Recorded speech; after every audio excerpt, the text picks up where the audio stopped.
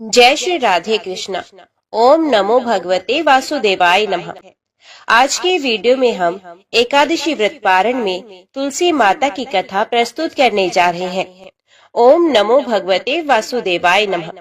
ब्रह्मा जी बोले, जो विष्णु भक्त प्रातः काल स्नान करके पवित्र हो कोमल तुलसी दल से भगवान दामोदर की पूजा करता है, वे निश्चय ही मोक्ष प्राप्त करता है। जो भक्ति से रहत है, वे यदि स्वर्ण आदि से भी भगवान की पूजा करे तो भी वे उसकी पूजा ग्रहण नहीं करते। सभी वर्णों के लिए भक्ति ही सबसे उत्कृष्ट मानी गई है। भक्तिहीन कर्म भगवान विष्णु को प्रसन्न करने वाला नहीं होता। यदि तुलसी के आधे पत्ते से भी प्रतिदिन भक्ति पूर्वक भगवान की पूजा की जाए तो भी वे स्वयं आकर दर्शन देते हैं। पूर्व काल में भक्त विष्णुदास भक्ति पूर्वक तुलसी पूजन से शीघ्र ही विष्णु धाम को चला गया हो राजा चोर उसकी तुलना में गौण हो गए। अब तुलसी का महात्म्य सुनो।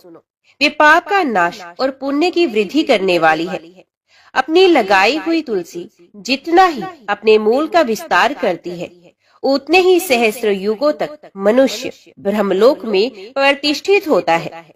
यदि कोई तुलसी संयुक्त जल में स्नान करता है तो वे सब पापों से मुक्त होकर भगवान विष्णु के लोक में आनंद का अनुभव करता है। महामुनि, जो लगाने के लिए तुलसी का संग्रह करता है और लगाकर तुलसी का वन तैयार कर देता है, वे उतने से ही पाप मुक्त होकर ब्रह्मभाव को प्राप्त होता है। जिसके घर में तुलसी का बगीचा विद्यमान है, उसका वे घर तीर्थ के समान है। वहाँ यमराज के दूत नहीं जाते। तुलसी वन सब पापों को नष्ट करने वाला, पुण्यमय तथा अभीष्ट कामनाओं को देने वाला है। जो श्रेष्ठ मानव तुलसी का बगीचा लगाते हैं, वे यमराज को नहीं देखते। जो मनुष्य तुलसी काष्ठ संयुक्त गंध धारण करता है, प्रियमान पाप उसके शरीर का स्पर्श तक नहीं कर पाते। जहाँ तुलसी वन की छाया होती है, वहीं पितरों की तृप्ति के लिए श्राद्ध करना चाहिए। जिसके मुख में, कान में और मस्तक पर तुलसी का पत्ता दिखाई देता है, उसके ऊपर यमराज भी दृष्टि नहीं डाल सकते। फिर दूतों की तो बात ही क्या है। जो प्रतिदिन आदर पूर्वक तुलसी की महिमा सुनता है, वे सब पापों से मुक्त होकर ब्रह्मलोक को जाता है। पूर्व काल की बात है। कश्मीर देश में हरिमेधा और सुमेधा नामक दो ब्राह्मण थे, जो भगवान विष्णु की भक्ति में संलग्न रहते थे। उनके हृदय में संपूर्ण प्राणियों के प्रति दया भाव थी। वे सब तत्वों का यथार्थ मर्म समझने वाले थे। किसी समय वे दोनों श्रेष्ठ ब्राह्मण तीर्थ यात्रा के लिए चले। जाते जाते किसी दुर्गम वन में वे परिश्रम से व्याकुल हो गए। वहाँ उन्होंने एक स्थान पर तुलसी का वन देखा। उनमें से सुमेधा ने वे तुलसी का महान वन देखकर उसकी परिक्रमा की और भक्ति पूर्वक प्रणाम किया। ये देखकर हरिमेधा ने तुलसी का महात्म्य और फल जानने के लिए बड़ी प्रसन्नता के साथ बार बार पूछा, हे ब्राह्मण, अन्य देवताओं, तीर्थों, व्रतों और मुख्य मुख्य ब्राह्मणों के रहते हुए तुमने तुलसी वन का क्यों प्रणाम किया एवं उसकी परिक्रमा क्यों की? सुमेधा बोला, महाभाग सुनो, यहाँ धूप सता रही है, इसलिए हम लोग उस बरगद के समीप चलते हैं। उसकी छाया में बैठकर मैं यथार्थ रूप से सब बात बताऊंगा। वहाँ विश्राम करके सुमेधा ने हरिमेधा से कहा, विप्रवर, पूर्व काल में दुर्वासा के शाप से जब इंद्र का ऐश्वर्य क्षीण गया था, उस समय ब्रह्मा आदि देवताओं और असुरों ने मिलकर क्षीर सागर का मंथन किया था। उससे ऐरावत हाथी, कल्प वृक्ष, चंद्रमा, लक्ष्मी, उच्चे श्रवा घोड़ा, कौस्तुभ मणि तथा धन्वंतरी रूप भगवान श्री हरि और दिव्य औषधियां प्रकट हुई। तदंतर अजरता और अमरता प्रदान करने वाले उस अमृत कलश को दोनों हाथों में लिए हुए श्री विष्णु बड़े हर्ष को प्राप्त हुए। उनके नेत्रों से आनंद के अश्रु की कुछ बूंदें उस अमृत के ऊपर गिरी। उनसे तत्काल ही मंडलाकार तुलसी उत्पन्न हुई। इस प्रकार वहां प्रकट हुई लक्ष्मी तथा तुलसी को ब्रह्मा आदि देवताओं ने श्री हरि की सेवा में समर्पित कर दिया और भगवान ने उन्हें ग्रहण कर लिया। तब से तुलसी जी जगदीश्वर श्री विष्णु की अत्यंत प्रिय करने वाली हो गई। संपूर्ण देवता भगवत प्रिया तुलसी की श्री विष्णु के समान ही पूजा करते हैं। भगवान नारायण संसार के रक्षक हैं और तुलसी उनकी प्रियतमा है, इसलिए मैंने उन्हें प्रणाम किया है। सुमेधा इस प्रकार कह ही रहे थे कि सूर्य के समान अत्यंत तेजस्वी एक विशाल विमान उनके निकट ही दिखाई दिया। उन दोनों के आगे ही वे बरगद का वृक्ष गिर पड़ा और उससे दो दिव्य पुरुष निकले जो अपने तेज से सूर्य के समान संपूर्ण दिशाओं को प्रकाशित कर रहे थे। उन दोनों ने हरि मेधा और सुमेधा को प्रणाम किया। उन्हें देखकर वे दोनों ब्राह्मण भय से विवल हो गए और आश्चर्यचकित होकर बोले, आप दोनों कौन हैं? देवताओं के समान आपका सर्व मंगल में स्वरूप है। आप नूतन मंदार की माला धारण किए हुए देवता प्रतीत हो रहे हैं। उन दोनों के इस प्रकार पूछने पर वृक्ष से निकले हुए पुरुष बोले, विप्रवरो, आप दोनों ही हमारे माता पिता और गुरु हैं। बंधु आदि भी आप ही हैं, आप ही दोनों हैं। इतना कहकर उनमें से जो ज्येष्ठ था वे बोला, मेरा नाम आस्तिक है, मैं देवलोक का निवासी हूँ। एक दिन मैं नंदन वन में एक पर्वत पर क्रीड़ा करने के लिए गया। वहाँ देवांगनाओं ने मेरे साथ इच्छा अनुसार विहार किया। उस समय युवतियों के मोती और बेला के हार तपस्या करते हुए लोमश मुनि के ऊपर गिर पड़े। वे सब देखकर मुनि को बड़ा क्रोध हुआ। उन्होंने सोचा, स्त्रियां तो परतंत्र होती हैं, अतः ये उनका अपराध नहीं, ये दुराचारी आस्तिक ही शाप पाने योग्य है। ऐसा निश्चय करके उन्होंने मुझे शाप दे दिया, अरे तू ब्रह्म राक्षस होकर बरगद के वृक्ष पर निवास कर। फिर मैंने विनय पूर्वक जब उन्हें प्रसन्न किया, तब उन्होंने शाप से मुक्त होने की अवधि भी निश्चित कर दी। जब तू किसी ब्राह्मण के मुख से भगवान विष्णु का नाम और तुलसी दल की महिमा सुनेगा, तब तत्काल तुझे उत्तम मोक्ष प्राप्त होगा। इस प्रकार मुनि का शाप पाकर मैं चिरकाल से अत्यंत दुखी हो इस वट वृक्ष पर निवास कर रहा था। आज देववश आप दोनों के दर्शन से मुझे निश्चय ही ब्राह्मण के शाप से छुटकारा मिल गया है। अब मेरे इस दूसरे साथी की कथा सुनिए। ये पहले एक श्रेष्ठ मुनि थे और सदा गुरु की सेवा में ही लगे रहते थे। एक समय गुरु की आज्ञा का उल्लंघन करके ये ब्रह्म राक्षस भाव को प्राप्त हो गए, किंतु आपके प्रसाद से इस समय इनकी भी ब्राह्मण के शाप से मुक्ति हो गई। आप दोनों ने तीर्थ यात्रा का फल तो यही साध लिया। ऐसा कहकर वे दोनों उन श्रेष्ठ ब्राह्मणों को बार बार प्रणाम करके उनकी आज्ञा लेकर प्रसन्नता पूर्वक दिव्य धाम को गए। तत्पश्चात वे दोनों श्रेष्ठ मुनि परस्पर पुण्यमय तुलसी की प्रशंसा करते हुए तीर्थ यात्रा के लिए चल दिए। इसलिए भगवान विष्णु को प्रसन्नता देने वाले इस तुलसी वन तुलसी के पौधे की पूजा अवश्य करनी चाहिए। एक बार कार्तिकेय जी ने महादेव जी से कहा, प्रभु मैं आपसे ये जानना चाहता हूँ कि कौन सा ऐसा वृक्ष है जिसका पत्ता और फूल भी मोक्ष प्रदान करने वाला है। महादेव जी बोले, बेटा सब प्रकार के पत्तों और पुष्पों की अपेक्षा तुलसी ही श्रेष्ठ मानी गई है। वे परम मंगलमय समस्त कामनाओं को पूर्ण करने वाली शुद्ध श्री विष्णु को अत्यंत प्रिय तथा वैष्णवी नाम धारण करने वाली है। वे संपूर्ण लोकों में श्रेष्ठ शुभ तथा भोग और मोक्ष प्रदान करने वाली है। भगवान श्री विष्णु ने पूर्व काल में संपूर्ण लोकों का हित करने के लिए तुलसी का वृक्ष रोपा था। तुलसी के पत्ते और पुष्प सब धर्मों में प्रतिष्ठित है। जैसे भगवान श्री विष्णु को लक्ष्मी और मैं दोनों प्रिय हैं, उसी प्रकार ये तुलसी देवी भी परम प्रिय है। हम तीन के सिवा कोई चौथा ऐसा नहीं जान पड़ता जो भगवान को इतना प्रिय हो। तुलसी दल के बिना दूसरे फलों, फूलों, पत्तों तथा चंदन आदि के लेपों से भगवान श्री विष्णु को उतना संतोष नहीं होता। जिसने तुलसी दल के द्वारा पूर्ण श्रद्धा के साथ प्रतिदिन भगवान श्री विष्णु का पूजन किया है, उसने दान, होम, यज्ञ और व्रत आदि सब पूर्ण किए हैं।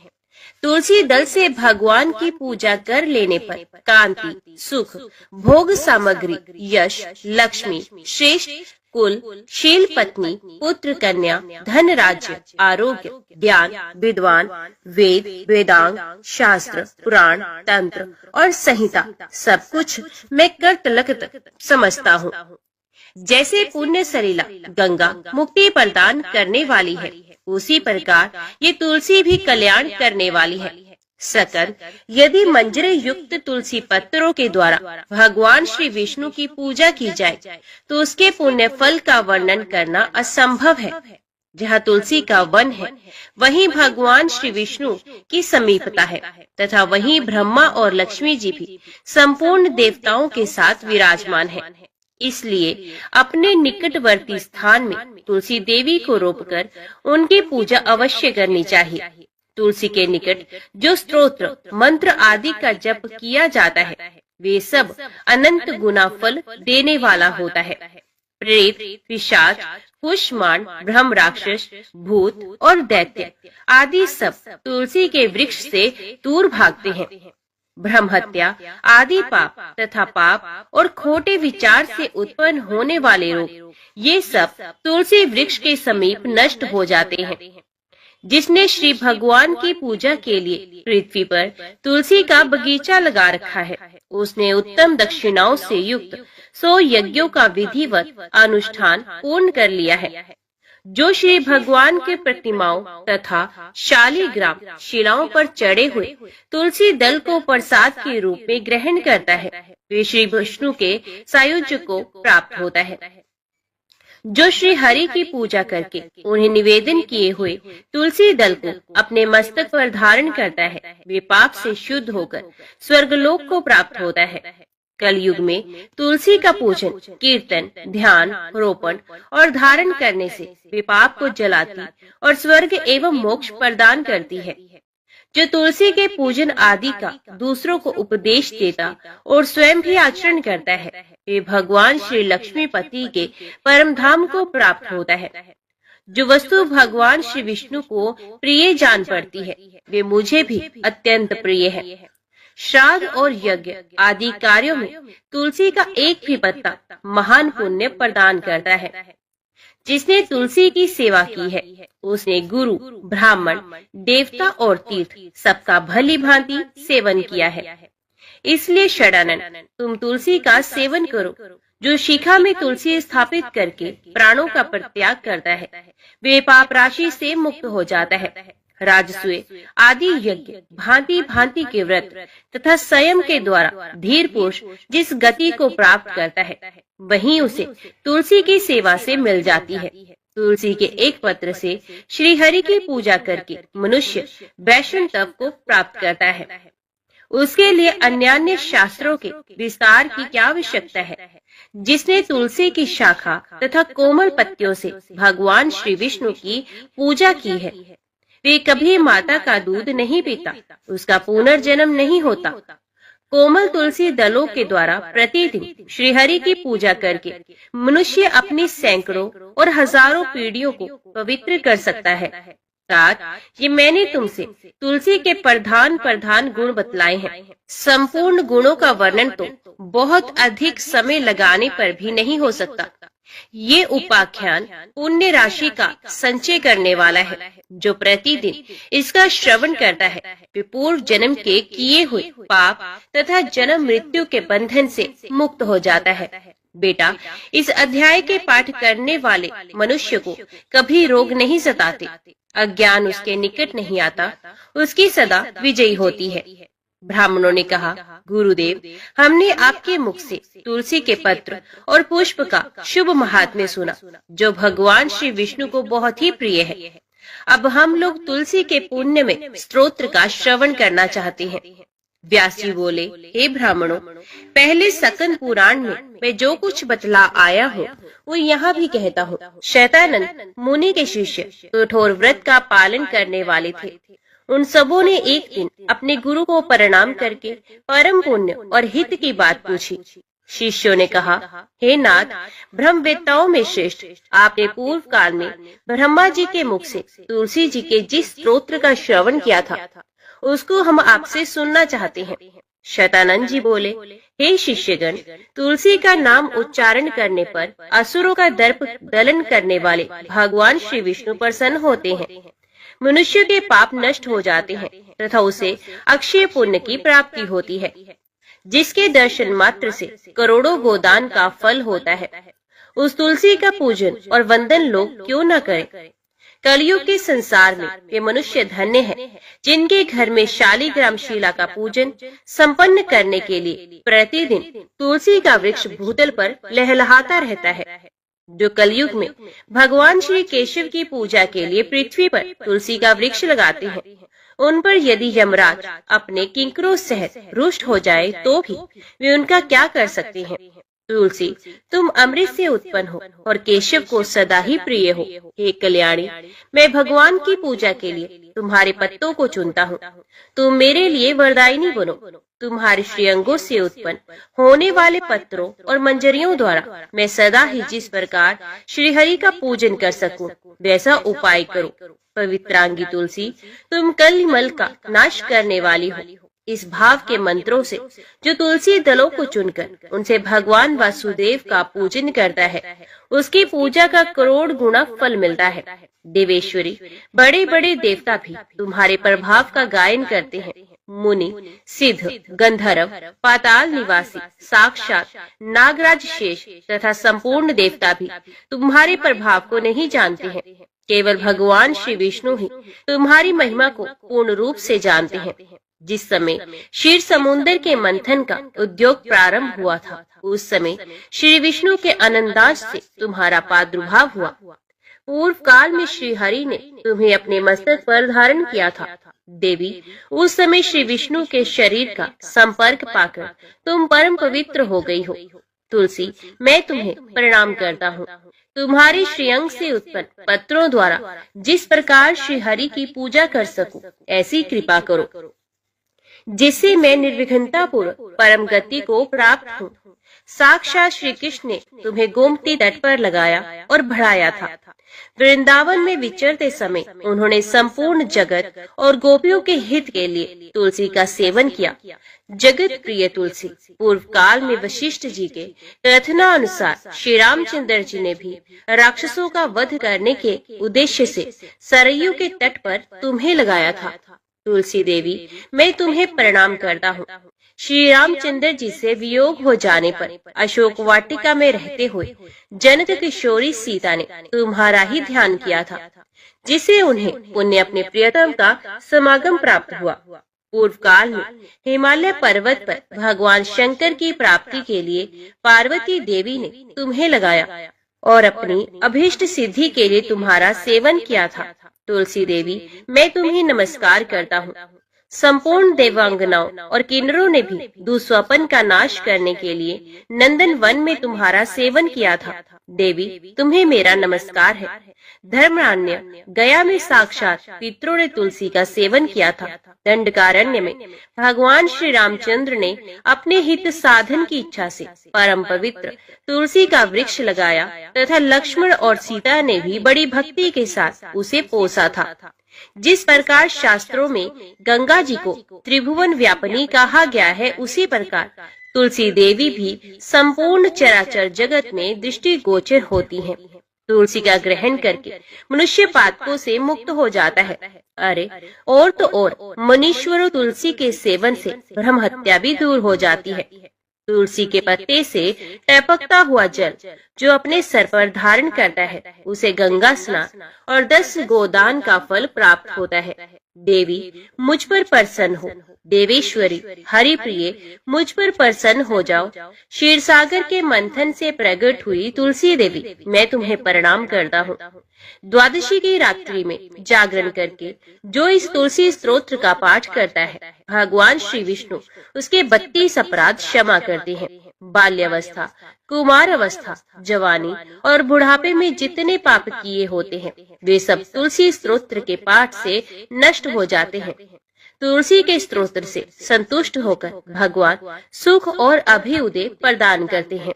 जिस घर में तुलसी का स्तोत्र लिखा हुआ विद्यमान रहता है, उसका कभी अशुभ नहीं होता, उसका सब कुछ मंगलमय होता है, किंचित भी अमंगल नहीं होता, उसके लिए सदा सुकाल रहता है, बेघर प्रचुर धन धान्य से भरा रहता है। तुलसी स्तोत्र का पाठ करने वाले मनुष्य के हृदय में भगवान श्री विष्णु के प्रति अविचल भक्ति होती है तथा उसका वैष्णवों से कभी वियोग नहीं होता है। इतना ही नहीं, उसकी बुद्धि कभी अधर्म में नहीं प्रवृत्त होती। जो द्वादशी की रात्रि में जागरण करके तुलसी स्तोत्र का पाठ करता है, उसे करोड़ों तीर्थों के सेवन का फल मिलता है। धर्मराज ने तुलसी की महिमा बताते हुए कहा, ब्राह्मण पत्तों की जितनी जातियां हैं, उन सब में तुलसी भगवान श्री विष्णु को अधिक प्रिय है। पुष्कर आदि जितने तीर्थ हैं, गंगा आदि जितनी नदियां हैं तथा वसुदेव आदि जो देवता है, वे सभी तुलसी दल में निवास करते हैं। अतः तुलसी सर्वदा और सब समय भगवान श्री विष्णु को प्रिय है। कमल और मालती का फूल छोड़कर तुलसी का पत्ता ग्रहण करें और उसके द्वारा भक्ति पूर्वक माधव की पूजा करें। उसके पुण्य फल का पूरा वर्णन करने में शेष भी समर्थ नहीं है। जो बिना स्नान किए ही देव कार्य या पितर कार्य के लिए तुलसी का पत्ता तोड़ता है, उसका सारा कर्म निष्फल हो जाता है तथा वे पंचगव्य पान करने से शुद्ध होता है। जैसे हरि बहुत तेरे रोगों को तत्काल हर लेते हैं, उसी प्रकार तुलसी दरिद्रता और दुख भोग आदि से संबंध रखने वाले अधिक से अधिक पापों को भी शीघ्र ही दूर कर देती है। तुलसी काले रंग के पत्तों वाली हो या हरे रंग की, उसके द्वारा श्री मधुसूदन की पूजा करने से प्रत्येक मनुष्य विशेष भगवान का भक्त नर से नारायण हो जाता है। जो पूरे वैशाख भर तीनों संध्याओं के समय तुलसी दल से मधुहंता श्री हरि का पूजन करता है, उसका पुण्य इस संसार में जन्म नहीं होता है। फूल और पत्तों के न मिलने पर अन्न आदि के द्वारा धान, गेहूं, चावल अथवा जौ के द्वारा भी सदा श्री हरि का पूजन करे। तत्पश्चात सर्वदेवमय भगवान विष्णु की प्रदक्षिणा करे। इसके बाद देवताओं, मनुष्यों, पितरों तथा चराचर जगत का तर्पण करना चाहिए। अभी श्रवण कीजिए शिव द्वारा वर्णित तुलसी शालिग्राम तथा प्रयाग तीर्थ का महात्म्य। शिव ने नारद से कहा, भगवान शिव बोले, हे नारद सुनो, अब मैं तुलसी का महात्म्य बताता हूँ, जिसे सुनकर मनुष्य जन्म से लेकर मृत्यु पर्यंत किए हुए पाप से छुटकारा पा जाता है। तुलसी का पत्ता, फूल, फल, मूल, शाखा, शाल, तना और मिट्टी आदि सभी पावन है। जिनका मृत शरीर तुलसी काष्ठ की आग से जलाया जाता है, वे विष्णु लोक में जाते हैं। मृत पुरुष यदि अगम्य गमन आदि महान पापों से ग्रस्त हो, तो भी तुलसी काष्ठ की अग्नि से देह का दाह संस्कार होने पर वे शुद्ध हो जाता है। जो मृत पुरुष के संपूर्ण अंगों में तुलसी का काष्ठ देकर पश्चात उसका दाह संस्कार करता है, वे भी पाप से मुक्त हो जाता है। जिसकी मृत्यु के समय श्रीहरि का कीर्तन और स्मरण हो तथा तुलसी की लकड़ी से उसके शरीर का दाह किया जाए, उसका पुनर्जन्म नहीं होता। यदि दाह संस्कार के समय अन्य लकड़ियों के भीतर एक भी तुलसी का काष्ठ हो, तो करोड़ों पापों से युक्त होने पर भी मनुष्य की मुक्ति हो जाती है। तुलसी की लकड़ी से मिश्रित होने पर सभी काष्ठ पवित्र हो जाते हैं। तुलसी काष्ठ की अग्नि से मृत मनुष्य का दाह होता देख विष्णु दूत ही आकर उसे वैकुंठ में ले जाते हैं। यमराज के दूत उसे नहीं ले जा सकते, वे करोड़ों जन्मों के पापों से मुक्त हो भगवान श्री विष्णु को प्राप्त होता है। जो मनुष्य तुलसी काष्ठ की अग्नि में जलाए जाते हैं, उन्हें विमान पर बैठाकर वैकुंठ में जाते देख देवता उनके ऊपर पुष्पांजलि चढ़ाते हैं। ऐसे पुष्प को देखकर भगवान विष्णु और शिव संतुष्ट होते हैं तथा श्री जनार्दन उसके सामने जाकर हाथ पकड़कर उसे अपने धाम में ले जाते हैं। जिस अग्निशाला अथवा शमशान भूमि में घी के साथ तुलसी काष्ठ की अग्नि प्रज्वलित होती है, वहां जाने से मनुष्य का पातक भस्म हो जाता है। जो ब्राह्मण तुलसी काष्ठ की अग्नि में हवन करते हैं, उन्हें एक एक भात के दाने अथवा एक एक तिल में अग्निष्टोम यज्ञ का फल मिलता है। जो भगवान को तुलसी काष्ठ का धूप देता है, वे उसके फल स्वरूप 100 यज्ञानुष्ठान तथा 100 गोदान का पुण्य प्राप्त करता है। जो तुलसी की लकड़ी की आंच से भगवान का नैवेद्य तैयार करता है, उसका वे अन्न यदि थोड़ा सा भी भगवान केशव को अर्पण किया जाए, तो वे मेरू के समान अन्न दान का फल देने वाला होता है। जो तुलसी काष्ठ की आग से भगवान के लिए दीपक जलाता है, उसे 10 करोड़ दीप दान का पुण्य मिलता है। इस लोक में पृथ्वी पर उसके समान वैष्णव दूसरा कोई नहीं होता। जो भगवान श्री कृष्ण को तुलसी काष्ठ का चंदन अर्पण करता तथा उनके श्री विग्रह में उस चंदन को भक्ति पूर्वक लगाता है, वे सदा श्री हरि के समीप रमण करता है। जो मनुष्य अपने अंग में तुलसी की कीचड़ लगाकर श्री विष्णु का पूजन करता है, उसे एक ही दिन में 100 दिनों के पूजन का पुण्य मिलता है। जो पितरों के पिंड में तुलसी दल मिलाकर दान करता है, उसके दिए हुए एक दिन के पिंड से पितरों को 100 वर्षों तक तृप्ति बनी रहती है। तुलसी की जड़ की मिट्टी के द्वारा विशेष रूप से स्नान करना चाहिए। इससे जब तक वे मिट्टी शरीर में लगी रहती है, तब तक स्नान करने वाले पुरुष को तीर्थ स्नान का फल मिलता है। जो तुलसी की नई मंजरी से भगवान की पूजा करता है, उसे नाना प्रकार के पुष्पों द्वारा किए हुए पूजन का फल मिलता है। जब तक सूर्य और चंद्रमा है, तब तक वे उसका पुण्य भोगता है। जिस घर में तुलसी वृक्ष का बगीचा है, उसके दर्शन और स्पर्श से भी ब्रह्म हत्या आदि सारे पाप नष्ट हो जाते हैं। जिस घर, गांव अथवा वन में तुलसी का वृक्ष हो, वहाँ जगदीश्वर श्री विष्णु प्रसन्नचित होकर निवास करते हैं। उस घर में दरिद्रता नहीं आती और वे बंधुओं से वियोग नहीं होता।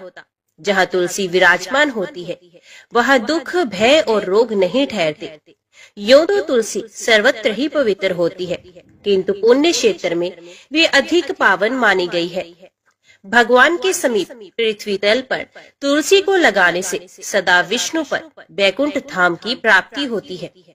तुलसी द्वारा भक्ति पूर्वक पूजित होने पर शांति कारक भगवान श्री हरि भयंकर उत्पातों, रोगों तथा अनेक दुर्निमित्तों का भी नाश करते हैं। जहाँ तुलसी की सुगंध लेकर हवा चलती है, वहाँ की 10 दिशाएं और चारों प्रकार के जीव पवित्र हो जाते हैं। मुनि श्रेष्ठ, जिस ग्रह में तुलसी के मूल की मिट्टी मौजूद है, वहाँ संपूर्ण देवता तथा कल्याण में भगवान श्री हरि सर्वदा स्थित रहते हैं। ब्राह्मण तुलसी वन की छाया जहाँ जहाँ जाती हो, वहाँ पितरों की तृप्ति के लिए तर्पण करना चाहिए। नारद, जहाँ तुलसी का समुदाय पड़ा हो, वहाँ किया हुआ पिंडदान आदि पितरों के लिए अक्षय होता है। तुलसी की जड़ में ब्रह्मा, मध्य भाग में भगवान जनार्दन तथा मंजरी में श्री रुद्र देव का निवास है। इसी से वे पावन मानी गई है। विशेष शिव मंदिर में यदि तुलसी का वृक्ष लगाया जाए, तो उससे जितने बीज तैयार होते हैं, उतने ही युगों तक मनुष्य स्वर्गलोक में निवास करता है। जो पार्वण श्रद्धा के अवसर पर श्रावण मास में तथा संक्रांति के दिन तुलसी का पौधा लगाता है, उसके लिए वे अत्यंत पुण्यदायिनी होती है। जो प्रतिदिन तुलसी दल से भगवान की पूजा करता है, यदि दरिद्र हो तो धनवान हो जाता है। तुलसी की मूर्ति संपूर्ण सिद्धियां प्रदान करती है। वे श्री कृष्ण की कीर्ति प्रदान करती है। जहाँ शालिग्राम की शिला होती है, वहाँ श्री हरि का सानिध्य बना रहता है। वहाँ किया हुआ स्नान और दान काशी से 100 गुना अधिक महत्वशाली है। शालिग्राम की पूजा से कुरुक्षेत्र, प्रयाग तथा नैमिषारण्य की अपेक्षा कोटि गुना पुण्य मिलता है। जहाँ कहीं शालिग्राम में मुद्रा हो, वहाँ काशी का सारा पुण्य प्राप्त हो जाता है। मनुष्य ब्रह्म हत्या आदि जो कुछ पाप करता है, वे सब शालिग्राम शिला की पूजा से शीघ्र ही नष्ट हो जाता है। नारद, अब मैं वेदों में कही हुई प्रयाग तीर्थ की महिमा का वर्णन करता हूँ। जो मनुष्य पुण्य कर्म करने वाले हैं, वे ही प्रयाग में निवास करते हैं। जहाँ गंगा, यमुना, सरस्वती तीनों नदियों का संगम है, वही तीर्थ प्रवर प्रयाग है। वे देवताओं के लिए भी दुर्लभ है। इसके समान तीर्थ तीनों लोकों में ना कोई हुआ है और ना ही कोई होगा। जैसे ग्रहों में सूर्य और नक्षत्र में चंद्रमा श्रेष्ठ है, उसी प्रकार सब तीर्थों में प्रयाग नामक तीर्थ उत्तम है। विद्वान जो प्रातः काल प्रयाग में स्नान करता है, वे महान पाप से मुक्त हो परम पद को प्राप्त होता है। जो दरिद्रता को दूर करना चाहता हो, उसे प्रयाग में जाकर कुछ दान करना चाहिए। जो मनुष्य प्रयाग में जाकर वहाँ स्नान करता है, वे धनवान और दीर्घजीवी होता है। वहाँ जाकर मनुष्य अक्षयवट का दर्शन करता है। उसके दर्शन मात्र से ब्रह्महत्या का पाप नष्ट होता है। उसे आदिवट कहा गया है। कल्पांत में भी उसका दर्शन होता है। उसके पत्र पर भगवान विष्णु शयन करते हैं, इसलिए वे अविनाशी माना गया है। विष्णु भक्त मनुष्य प्रयाग में अक्षयवट का पूजन करते हैं। उस वृक्ष में सूत लपेटकर उसकी पूजा करनी चाहिए। वहाँ माधव नाम से प्रसिद्ध भगवान विष्णु नित्य विराजमान रहते हैं। उनका दर्शन अवश्य करना चाहिए। ऐसा करने वाला पुरुष महापापों से छुटकारा पाता है। देवता, ऋषि और मनुष्य सभी वहाँ अपने अपने योग्य स्थान का आश्रय लेकर नित्य निवास करते हैं। गो हत्यारा, चांडाल, दुष्ट, दूषित हृदय, बालघाती तथा अज्ञानी मनुष्य भी यदि वह मृत्यु को प्राप्त होता है, तो चतुर्भुज रूप धारण करके सदा ही वैकुंठ धाम में निवास करता है। जो मानव प्रयाग में माघ स्नान करता है, उसे प्राप्त होने वाले पुण्य फल की कोई गणना नहीं। भगवान नारायण प्रयाग में स्नान करने वाले पुरुषों को भोग और मोक्ष प्रदान करते हैं। जैसे ग्रहों में सूर्य और नक्षत्रों में चंद्रमा श्रेष्ठ है, उसी प्रकार महीनों में माघ मास श्रेष्ठ है। ये सभी कर्मों के लिए उत्तम है। विद्वान ये माघ मकर का योग चराचर त्रिलोकी के लिए दुर्लभ है, जिसमें यत्न पूर्वक 7, 5 अथवा 3 दिन भी प्रयाग स्नान कर लेता है, उसका अभय उदय होता है। मनुष्य आदि चराचर जीव प्रयाग तीर्थ का सेवन करके वैकुंठ लोक को प्राप्त होते हैं। दिव्य लोक में रहने वाले जो वशिष्ठ और सनकादि ऋषि हैं, वे भी प्रयाग तीर्थ को बारंबार सेवन करते हैं। विष्णु, रुद्र और इंद्र भी तीर्थ प्रवर प्रयाग में निवास करते हैं।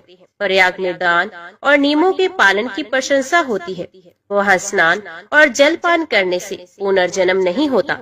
श्री भगवान कहते हैं, हे ब्राह्मण, कांपिल्य नगर में वीरबाहु नाम से प्रसिद्ध एक राजा हो गए हैं।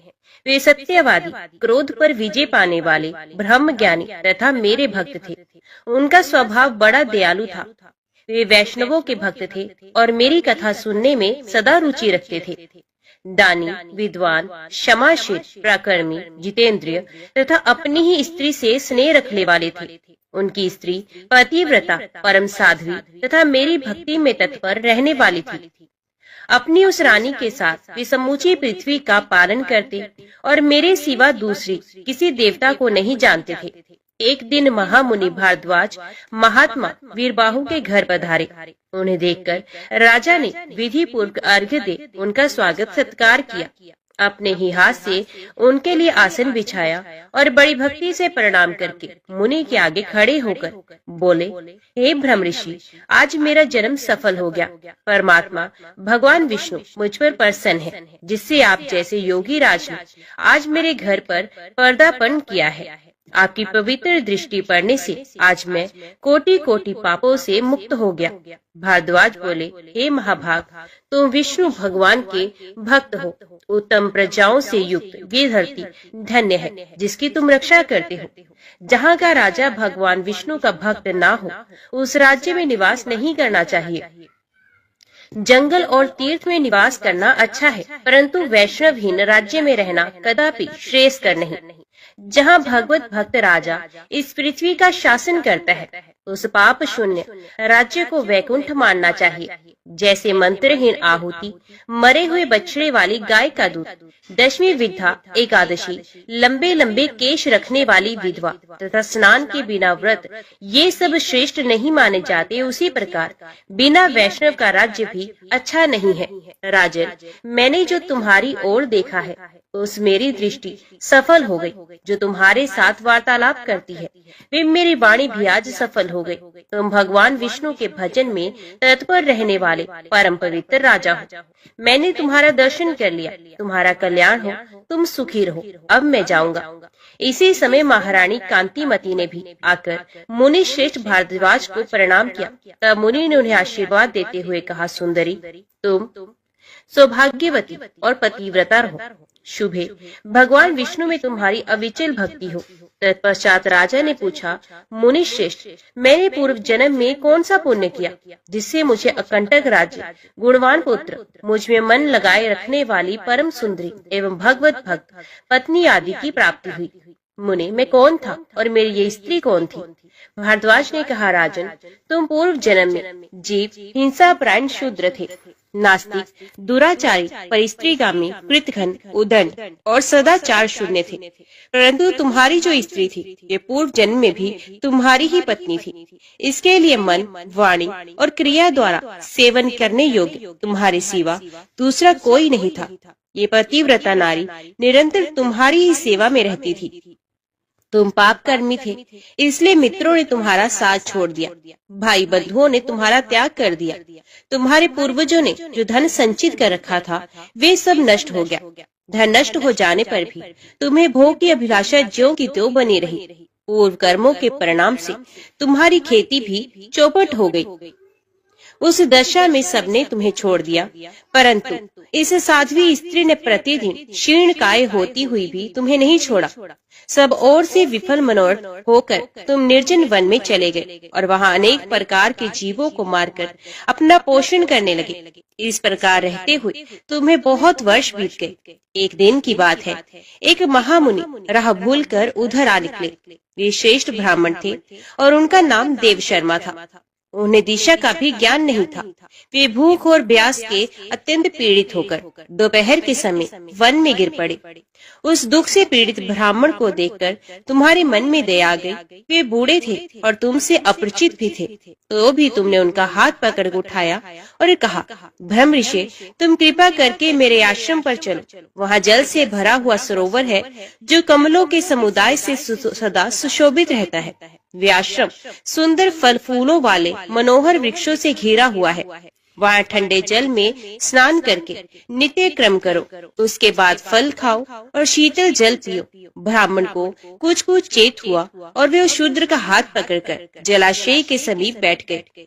वहाँ सरोवर के तट पर वृक्ष के छाया में बैठे, फिर विधि पूर्वक स्नान करके देवताओं और पितरों का तर्पण करने के पश्चात भगवान विष्णु की पूजा की और शीतल जल पिया। वृक्ष के नीचे आकर जब वे विश्राम करने लगे, तब वो शूद्र ने अपनी स्त्री के साथ आकर मुनि को साष्टांग प्रणाम किया और बड़ी भक्ति से कहा, ब्रह्म ऋषि, आप हमारे अतिथि हैं और हम दोनों का उद्धार करने के लिए ही यहाँ पधारे हैं। आपके दर्शन मात्र से हमारे सब पापों का नाश हो गया। ये कहकर उसने अपनी स्त्री से कहा, प्रिय, इन ब्राह्मण देवता के लिए तुम स्वादिष्ट, कोमल, सरस, पके हुए तथा प्रिय लगने वाले फल अर्पण करो। ब्राह्मण बोला, बेटा, मैं तुम्हें नहीं जानता। पहले तुम अपनी जाति और कुल का परिचय दो, क्योंकि बिना जाने हुए ब्राह्मण के यहाँ भी भोजन नहीं करना चाहिए। शूद्र ने कहा, हे द्विश्रेष्ठ, मैं शूद्र हूँ। मेरे दुष्ट बंधुओं ने मुझे त्याग दिया है। वे दोनों इस प्रकार बात कर ही रहे थे, इतने में ही शूद्र की पत्नी ने ब्राह्मण के आगे फल परोस दिए। ब्राह्मण ने उन फलों का भोजन किया और ठंडा जल पीकर उनका चित्त बहुत प्रसन्न हुआ।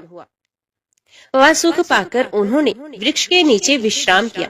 शूद्र ने भी घर में जाकर अपनी पत्नी के साथ भोजन किया और फिर ब्राह्मण के समीप आकर कहा, मुनि श्रेष्ठ, आप कहाँ से इस निर्जन वन में आए हैं? ब्राह्मण ने उत्तर दिया, हे महाभाग, मैं ब्राह्मण हूँ और प्रयाग जाना चाहता हूँ। अपरिचित मार्ग से चलकर इस भयंकर वन में आ गया। तुमने आज मुझे जीवन दान दिया, बोलो मैं तुम्हारा क्या उपकार करूं? शूद्र बोला, राजा भीम से सुरक्षित विदर्भ नगरी मेरा निवास स्थान है। मैं महाराष्ट्र प्रांत का रहने वाला हूँ। मेरी जाति शूद्र है। मैं सदा पाप में ही लगा रहा। अपने वर्ण धर्म को मैंने छोड़ दिया। फिर बंधुओं ने मुझे त्याग दिया और मैं इस वन में चला आया।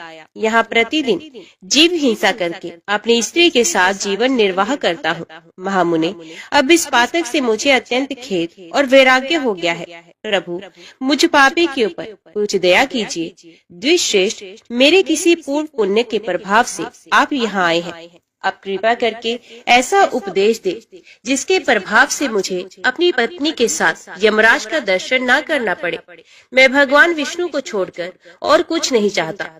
देव शर्मा ने कहा, शूद्र, सहसा तुम्हारे मन में भगवान विष्णु के ऊपर जो ऐसी पूर्ण श्रद्धा बुद्धि हुई है, इससे तुम तीर्थ और व्रत के बिना ही करोड़ों पापों से मुक्त हो गए हो।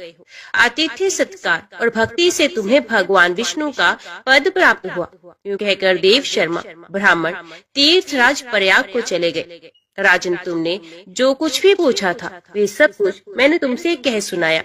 राजा बोले, हे ब्राह्मण, संपूर्ण एकादशी की उत्तम विधि का उपदेश कीजिए जिससे भगवान विष्णु की प्रसन्नता प्राप्त हो।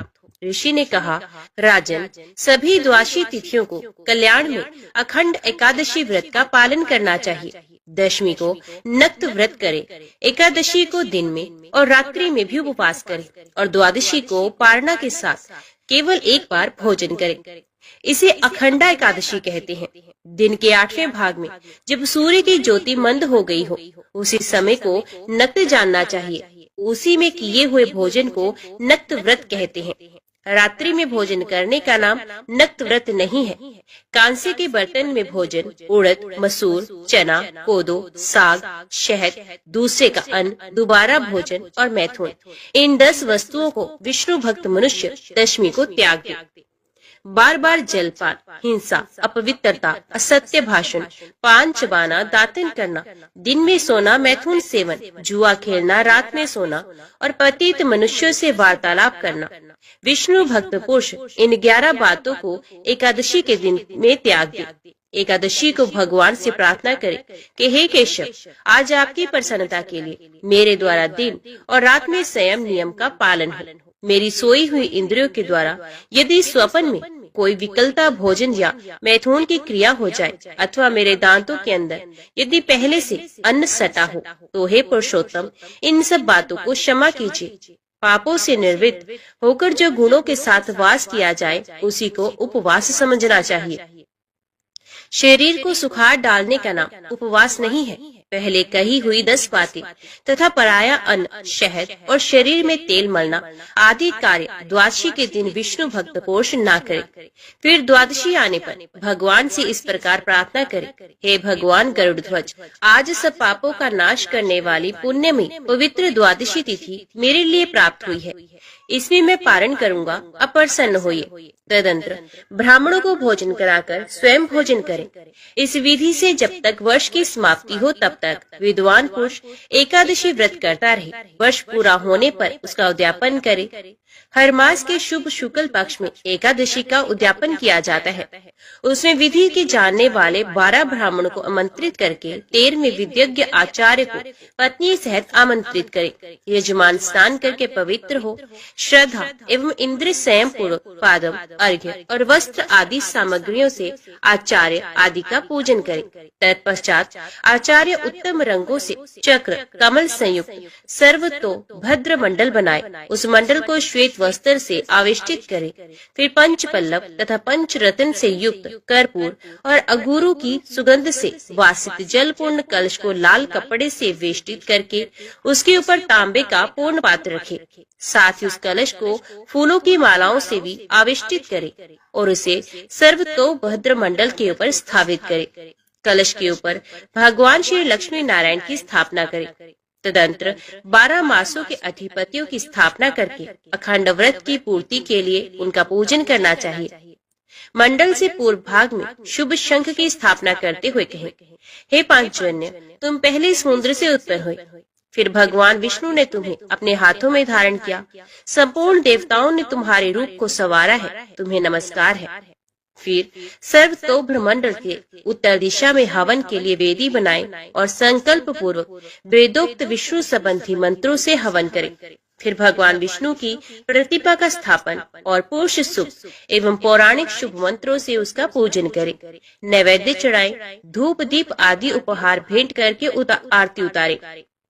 फिर यक्ष कर्दम, कर्पूर, अगुर, कस्तूरी और कंकोल से बनाए हुए अंगलेप से पूजा करके परिक्रमा करें। ब्राह्मणों से स्वसित वाचन कराकर नमस्कार करें। उसके बाद ब्राह्मणों को आचार्य आदि क्रम से वैदिक मंत्रों का जप करना चाहिए। जप के अंत में भगवान विष्णु का कलश के ऊपर स्थापन करना चाहिए। सवेरे दिन निकलने पर नीचे लिखे क्रम से हवन करें।